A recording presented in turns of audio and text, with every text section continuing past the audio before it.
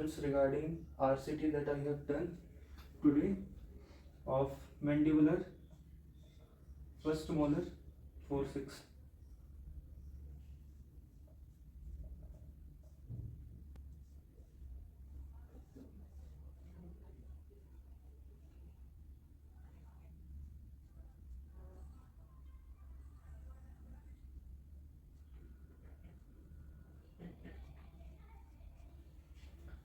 The anatomy of mandibular first molar is somewhat like this. We have the mesiobuccal cusp, mesiolingual cusp, then the distobuccal cusp, distal cusp, then the distolingual cusp. The excess preparation of the mandibular first molar lies between the central fossa and up to the mesial marginal ridge. This is mesial marginal ridge, and the preparation starts from here. First ditch should be given into the central fossa,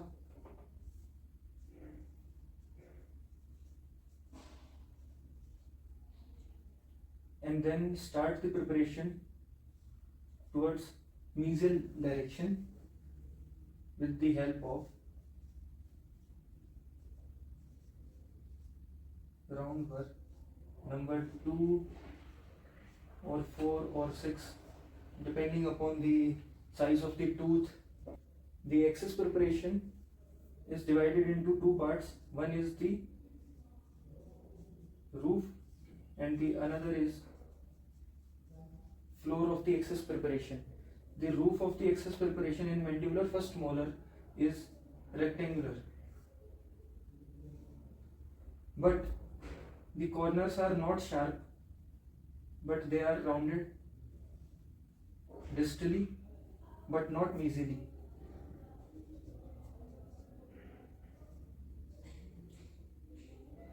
Distally, the preparation should not extend up to the slight involvement of distobuccal cusp and slight involvement of distolingual cusp. So the preparation is somewhat like this. Not much lingually, but somewhat buccally it should extend. So the preparation, here is the landmark, that is mesial marginal ridge. It should not cross the mesial marginal ridge. We have to prevent that. Then buccally it can extend up to 1/3 of the cusp, and slight lingually and slight distally. So we have 4 canals. After we deroof the chamber, we can appreciate the pulp ons, the pulp chamber, and as we go up to the cervical third of root, or I can say root trunk, we get 4 canals. That is, one is mesiobuccal canal, another is distobuccal canal, the third one is distolingual canal, and the fourth is mesiolingual canal. These are 4 canals that are generally present in mandibular first molar.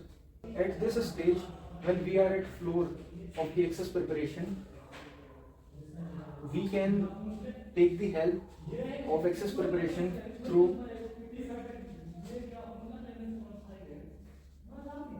dentinal map. Some of you may be confused about what is a dentinal map. I can show you that I have done the preparation, excess preparation. You can see that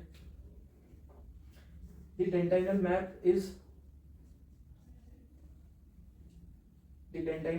is actually the correct way, or the most appropriate way to that can guide us up to the orifice of the canal to locate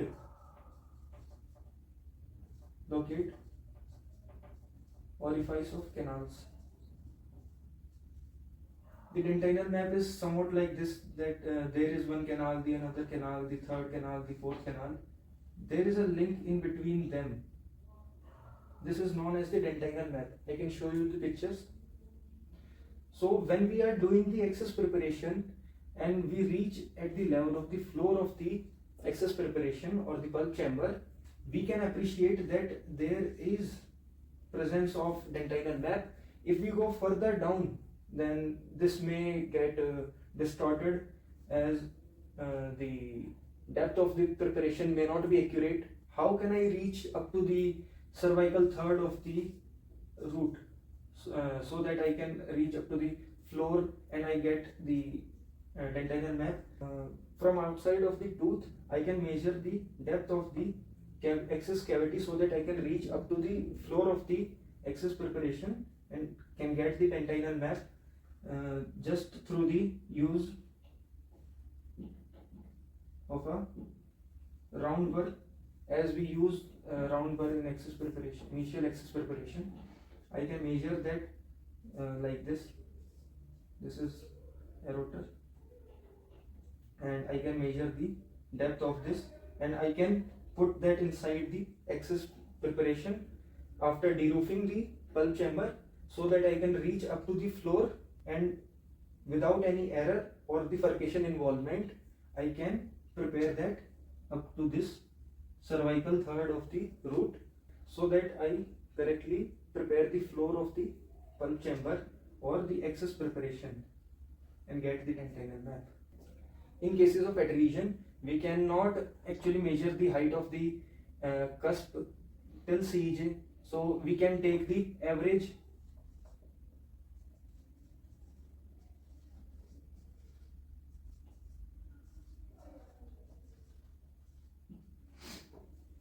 what we have to do, the average tooth length, we have to remember that, and then can start our access preparation.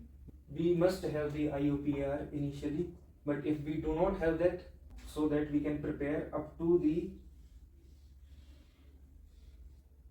cervical third, so that we do not involve the furcation,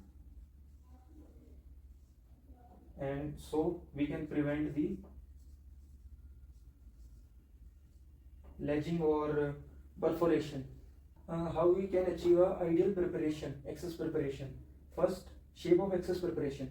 It should be mastered theoretically from the book only and should be applied to the practical. First, the roof. What is the shape of the floor, the dimension of the floor, then the depth of the floor, and similarly the roof for the roof. It should be followed theoretically. Then dimensions, the cusp involvement, the limitation of the preparation should be up to the marginal ridges and the cusp. It should not go beyond the dimensions that are given in the literature. But we also want the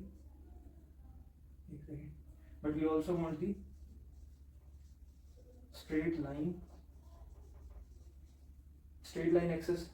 So adhere to the theory part and remember that, so that we can apply to the practical. But straight line access, it should be followed, and not less than that, so that no mouse or preparation is there.